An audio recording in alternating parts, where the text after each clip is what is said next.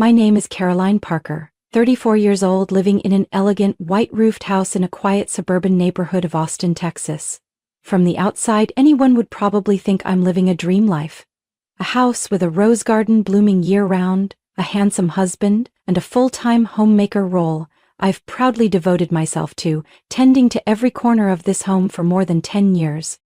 My husband, Thomas Parker, is 38 years old and works as a sales director for a large pharmaceutical company. He's tall, with neatly groomed brown hair and a confident smile that easily charms anyone meeting him for the first time. In the early days of our marriage, I thought I was truly lucky. Tomas was gallant, ambitious, and always knew how to make people like him. Whenever friends visited, they would tease me, "Caroline really landed a treasure, hold on to him tight." Back then, I'd just smile, believing our love would always be strong enough to weather any storm. We fell in love and married after nearly 2 years of dating. At first, I was full of hope for a perfect home where the laughter of children would fill the mornings. But as the years passed, anxious waits in clinic rooms, cold test results, and failed treatments gradually drained that hope. I spent 4 years undergoing fertility treatments, trying everything from Eastern to Western medicine, only to finally let go when the last doctor sighed and said, "It's all in the hands of fate." In the beginning, Tomas encouraged me a lot. He held my hand and said, "As long as I have you, I feel complete." But I still vividly remember the moments he stood silently watching the neighbor's child playing in the yard. His eyes filled with something he never spoke aloud, and those eyes felt like quiet scratches on my heart. Everything changed completely after my parents passed away. My father died from a stroke, and just 3 months later, my mother also left us after a long illness. That loss left me hollow, but it also pushed me into the role of sole heir to the legacy my parents had built with so much effort. A small but solid real estate company, along with several apartments and savings I never expected. That money was enough for Thomas and me to elevate our lifestyle. We moved into our current home, bought a new SUV, and vacationed at least twice a year at luxury resorts in Florida or California. I started to notice Tomas's gaze changing, not so much at me, but at everything around me. That was when I first felt a vague unease I couldn't name. People around us still saw us as the perfect couple. The glamorous check-in photos, the expensive wine parties, the envious well-wishes whenever I posted something on social media. All of it was like a curtain covering the nights I lay awake listening to my own lonely sighs. Sometimes I wondered, could material abundance be quietly eroding something that once felt so solid between us? But then I'd reassure myself that maybe I was just being overly sensitive. Thomas still appeared to be the ideal man in our friends' eyes, still said sweet things to me in front of others. But I couldn't help noticing the growing distance in his gestures. The times he smiled, but his eyes no longer held that warm light they once did. And inside this fully equipped house, I sometimes felt like a stranger in my own life. I never expected that the fortune I thought was a gift from fate would be what pulled me into an undercurrent I never saw coming. In the months after we moved into our new house, I began to see more changes in Thomas. He no longer seemed eager to come home. The cozy dinners that used to be our routine were replaced by curt text messages. "I'm busy with work. Don't wait for me for dinner." At first I tried to convince myself it was just a tough phase at work. But over time, his explanations became so repetitive they felt hollow, and I couldn't stop my heart from tightening with a growing sense of unease. These days, Thomas came home late almost every night. Many evenings, it wasn't until the clock struck 10 p.m. that he'd walk in the door, looking tired, but, strangely, his eyes sparkled with an odd excitement. On some nights, when I gently asked, "Is everything okay at work?" Thomas would give a faint smile and say, "Just a lot of new projects, don't worry." But the indifference in his tone only made me more anxious. What troubled me most was his phone. Thomas no longer left his phone on the table like before. He always kept it on him, and when a call came in, he would quickly step out onto the balcony or down to the garage, avoiding my gaze. Sometimes I heard him talking in such a low voice it was almost a whisper. Though he used to share everything with me, work, calls, and even casual chats with colleagues, once, when I unexpectedly stepped out onto the balcony, he hurriedly ended the call and forced a look of calm. "That was a client. Big contract tomorrow." But I'd heard clearly, A woman's voice on the other end. Soft, laughing. It didn't sound like any client he'd ever mentioned. Thomas also stopped showing me his monthly credit card statements like he used to. When I asked, "Can you give them to me so I can manage our spending?" he quickly replied, "I'll handle it myself. Don't want to mix it up with the company card. Too much hassle." His face showed a flicker of irritation that stunned me. It was the first time in our marriage he seemed annoyed when I asked about finances, something we had always agreed would be completely transparent. I began to feel lost in my own home. The long evenings, I sat alone in the living room, watching car lights on the street and wondering, is Thomas still the man who vowed to stand by me for life? I kept telling myself to trust him, to give him time. But night after night, the doubt inside me grew like a dark cloud I couldn't push away. One weekend evening, Thomas unexpectedly took me to a company party, an event he no longer mentioned as often as he used to. The atmosphere sparkled with golden lights and soft music. Thomas laughed and chatted with everyone as if nothing was wrong. I tried to blend in, telling myself to let go of my suspicions. But then, as I stood alone near the wine bar, I happened to overhear a conversation between Thomas and a colleague. Thomas leaned toward the person, his voice dropping. "The project in San Antonio is almost wrapped up. After that, I'll have more freedom." The colleague chuckled softly. "You're really discreet about it. Did you leave any trace?" Thomas took a sip of wine, his eyes flashing with something I couldn't tell was worry or excitement. "Don't worry, everything is under control." San Antonio? I had never heard Thomas mention any project there. That city is over 100 miles from Austin. Not a place he usually works. My heart pounded, trying to swallow the wave of anxiety rising inside me. I couldn't bring myself to move. That night on the way home, Thomas held my hand, still the gentle husband everyone admired. But I no longer felt any warmth in that hand, and I knew the doubt in my heart could no longer be pushed aside. I thought I was calm enough to face the changes in Thomas, but then a phone call from my best friend, Allison, rekindled the fire of suspicion I had tried so hard to extinguish these past days. Allison had been my friend since college and now worked at a media company in Houston. That day, just as I set my teacup down on the table, the phone rang. Her voice came through, a bit hesitant but full of concern. "Caroline, I need to tell you something. Last week I was on a business trip in San Antonio. I'm not entirely sure, but I saw Thomas." I froze, gripping the phone tightly. "What did you say?" I kept telling myself maybe I was mistaken, but it was definitely Thomas. He was sitting in a small cafe near the bus station with a blonde woman, younger than you. They seemed pretty close. I don't want to jump to conclusions, but it didn't feel right at all. I felt my throat tighten, my heart beat pounding like it would burst from my chest. I forced myself to stay calm and thanked Allison for telling me.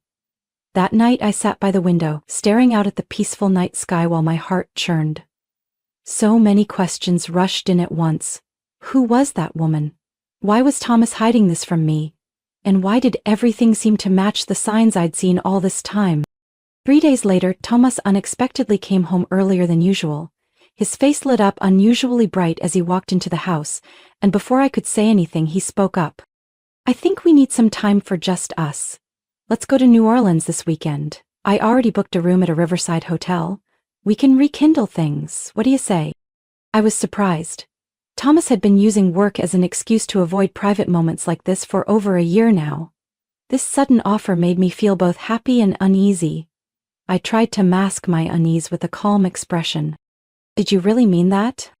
Thomas hugged me, pressing his cheek to my hair, his voice warm, but strangely I felt a chill.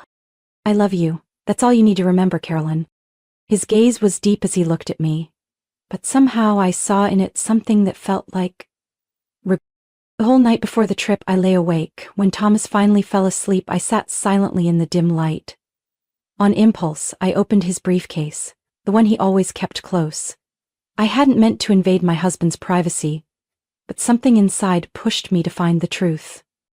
Inside, besides his laptop and notebook, I found a thick file folder with a pale blue cover. My hand trembled as I pulled it out. Austin Mental Wellness Center medical file. The printed words on the cover stunned me.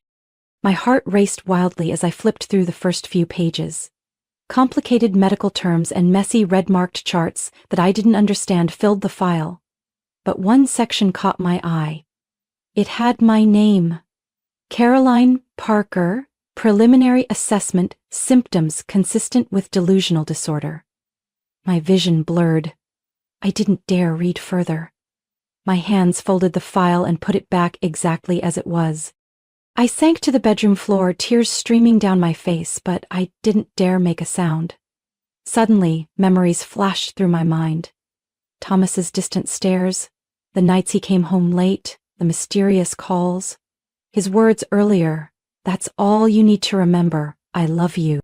I no longer knew what was true and what was a lie. The trip to New Orleans. Was it really just a getaway to heal, or was it the start of something far worse than I could imagine?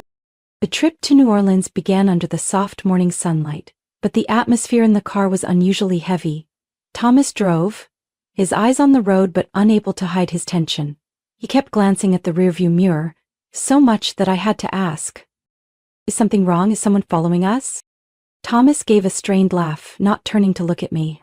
"It's nothing, I guess I'm just tired and a little on edge. Don't worry."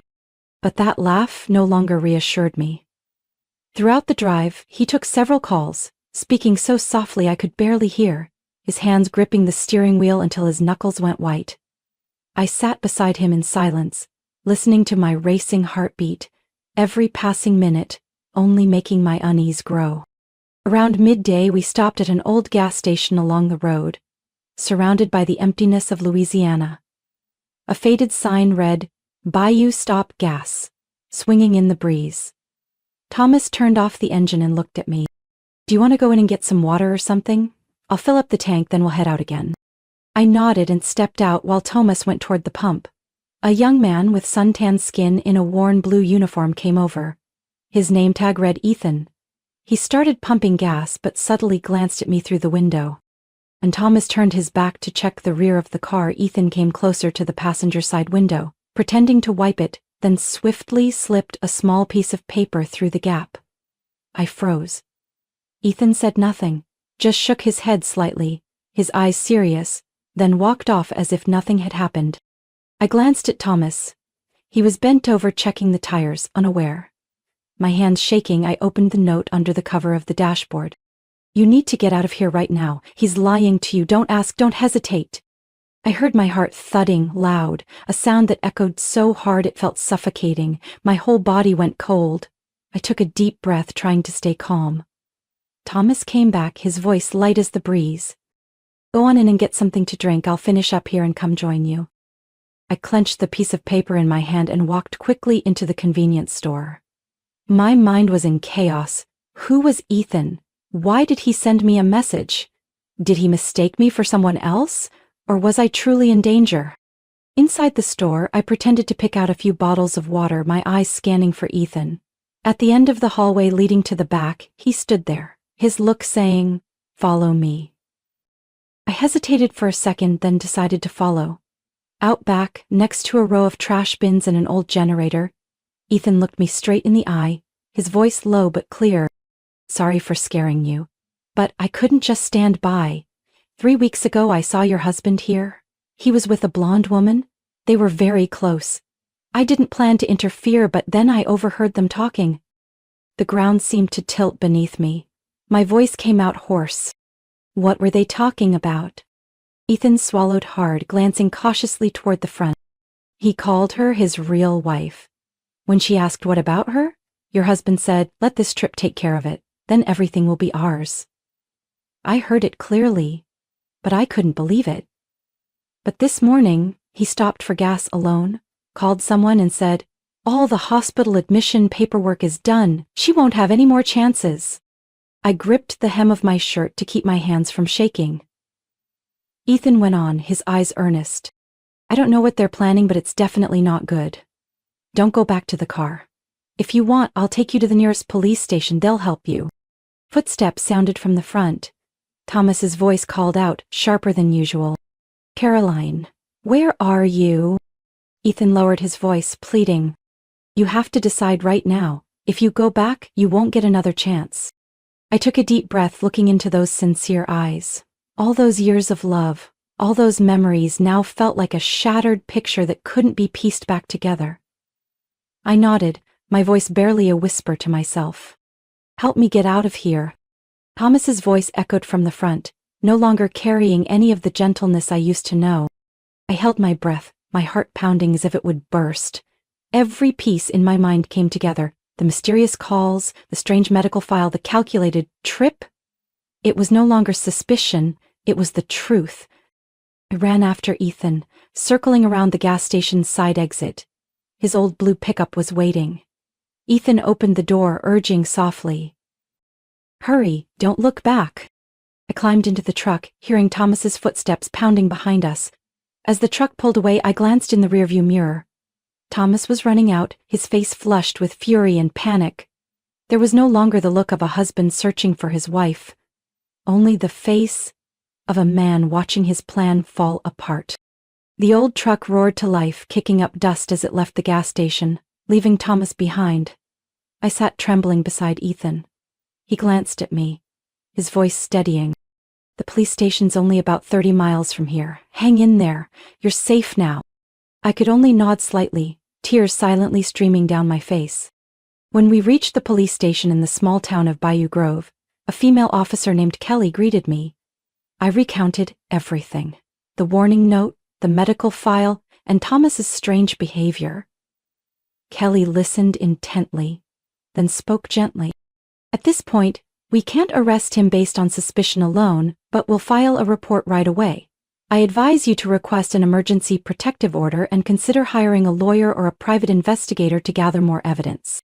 Ethan took me to the home of a friend of his, an older woman named Doris who lived nearby. Doris welcomed me with a warm hug I hadn't expected from a stranger. That evening, I called Allison and told her everything. Allison immediately connected me with a private investigator she trusted, Nathan Brooks, a specialist in marital fraud cases. The next day, Nathan met me at a small cafe in Baton Rouge. He was a middle-aged man with sharp eyes but a calm voice. I'll start by looking into Thomas Parker's background. I suspect there's something off about his identity and life. 3 days later, Nathan called me, his tone serious. Caroline, I need to see you right away.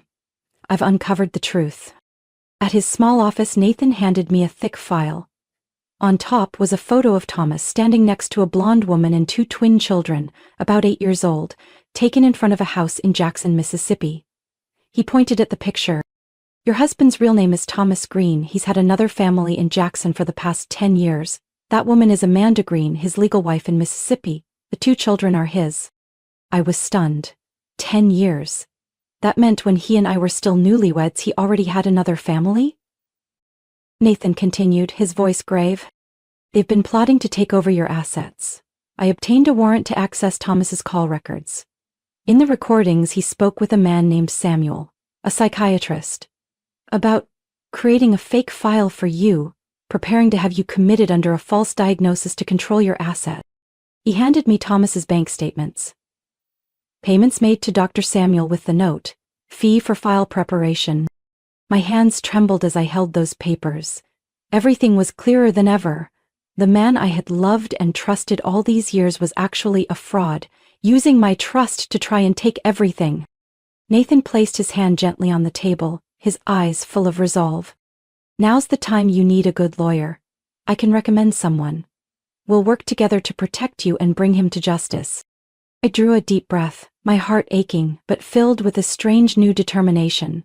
Even if the past had been built on lies, I wouldn't let him destroy the rest of my life. After the meeting with Nathan Brooks, I knew I couldn't delay even a single day. With all the strength I had left, I picked up the phone and called Allison, asking her to connect me with a strong enough lawyer to help me fight this tough legal battle. Without hesitation, Allison introduced me to Sarah Whitman, a well-known attorney in Baton Rouge who had won many cases involving marital fraud and asset theft.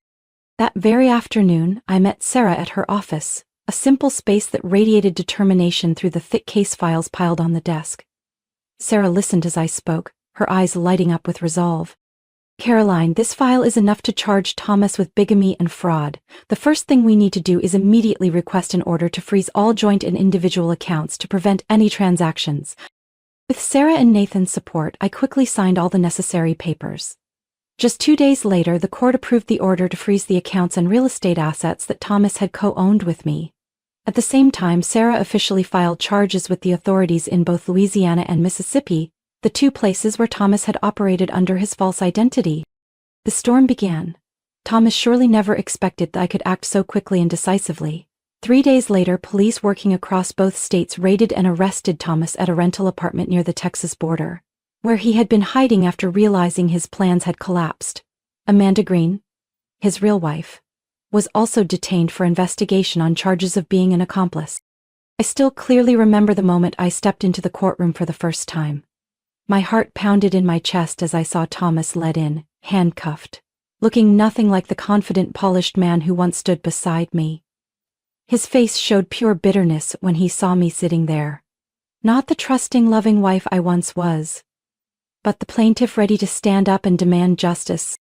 The case quickly drew attention from the local press. Reporters lined up outside the courthouse, flashbulbs popping as I appeared alongside Sarah. But I no longer felt afraid. The only thing on my mind was ending this nightmare once and for all. Throughout the trial, which lasted more than 3 months, the evidence Nathan and Sarah had gathered left Thomas with no way to deny his crimes. Recordings of his shady phone calls, bank statements showing bribes paid to the psychiatrist, and the forged medical records about me. Photos of Thomas with Amanda, their marriage certificate from Jackson. Everything was presented in court. In the end, the verdict was delivered. Defendant Thomas Green is sentenced to 7 years in prison for bigamy and asset fraud. Amanda Green is sentenced to 3 years in prison as an accomplice. Hearing those words, I felt my whole body lighten. I gripped Sarah's hand tightly, tears falling silently, not from pain, but from knowing I had done the right thing. Thomas didn't look at me once as he was led away. Perhaps he understood that, in the end, liars can't win forever. I decided to sell the house that held so many false memories. With that money and what assets I was able to preserve, I moved to a small coastal town near Mobile, Alabama. A peaceful place far removed from all the painful memories. My new house was modest, but for the first time in years I truly felt I belonged. In the early mornings, I sat on the porch, sipping hot coffee, listening to the sound of waves crashing on the shore. The sunlight glistened on the sea like a reminder. From now on, I would start over, without fear, without confusion. In those first days in the coastal town of Mobile, Alabama, I lived quietly, spending time healing the wounds I had avoided facing for so long. Each morning I sat on the porch, gazing out at the endless blue sea, listening to the waves and the cries of seagulls. One afternoon, wandering through the town center, I saw a flyer posted outside the library. Support group for victims of marital fraud and emotional abuse. Share and heal together. I don't know why, but I stood there for a long time. That night I couldn't sleep, thinking of women like me, those who might still be trapped in fear, unable to find a way out. The next morning, I went to the community center and signed up. For the first time, standing before a group of strangers, I told my story. My voice trembled as I spoke of betrayal, of the moment I had to choose between blind love and harsh truth. But the more I shared, the lighter I felt.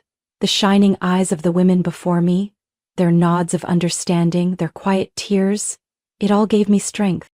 From a participant, I gradually became a supporter. Together with other members, I helped organize sharing sessions, guided victims to seek legal help, and most importantly, helped them rediscover their own worth. Every time someone said, "Because of you, I found the courage to leave that hell," my heart felt warm. Amid those days, I kept in touch with Ethan, the young man who had saved me that day. Ethan had moved to New Orleans to finish his mechanical engineering degree. We often texted and sometimes called. In every message from Ethan there was a sincerity, a kindness I had never seen during all those years of a false marriage. One autumn afternoon, I received a message from Ethan. "Caroline, I just graduated. I got my first job at a manufacturing company nearby. My mom wants to invite you to dinner to thank you for trusting me that day. Can you come?" I read the message over and over, smiling without realizing it.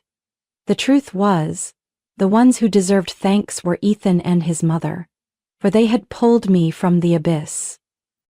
That evening, I drove to their home, a small house in a quiet neighborhood on the outskirts of New Orleans. Linda, Ethan's mother, welcomed me with a gentle smile and a warm hug. Dinner was simple but filled with laughter. We talked about the past, about the future ahead.